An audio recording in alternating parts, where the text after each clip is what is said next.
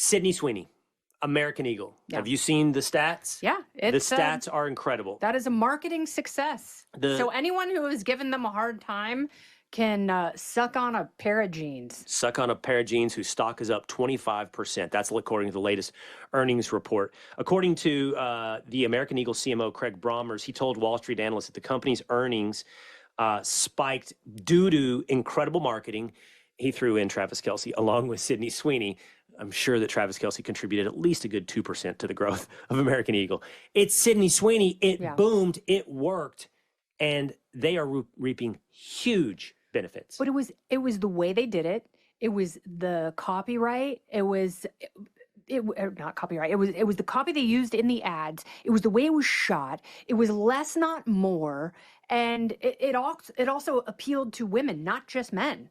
Because women look at that and go, oh, I would wear those jeans. It's, women aren't looking at that going, oh my God, she is such a floozy. Like, she is so gross and disgusting, and I would never, and barf in my mouth. They're like, oh, yes, that would make me look hot too. Like, I'm totally going to go buy those jeans. And that's what I think about, because I am very susceptible to marketing and advertising. And if it's good, just look at my Instagram shopping history. Like, I will buy things. If I can visualize myself having a better life because of someone else's product, I'm a sucker. And I looked at that ad and thought, yeah, I would waltz by there and maybe get a pair.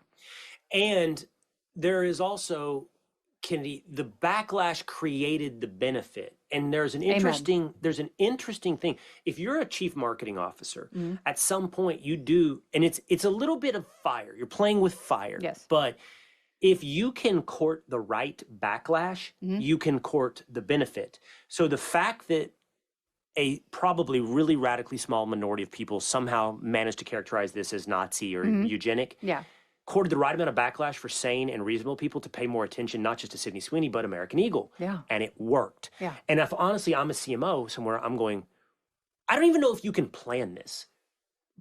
Two-a-days, my producer thinks that they actually did at American Eagle. They saw this potential backlash and ran this campaign. I'm not so sure they didn't just stumble backwards into this backlash. I think they knew it was controversial. I don't think they realized it was going to be a political division. The smart thing they did was you have to lean into it immediately and don't switch course, which, Cracker Barrel, really stupid. Like, their rollout was awful and clumsy.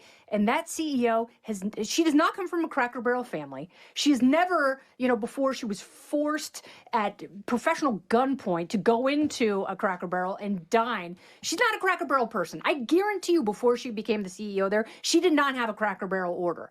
But, looking at that, I was like, maybe they did that on purpose so they could revert.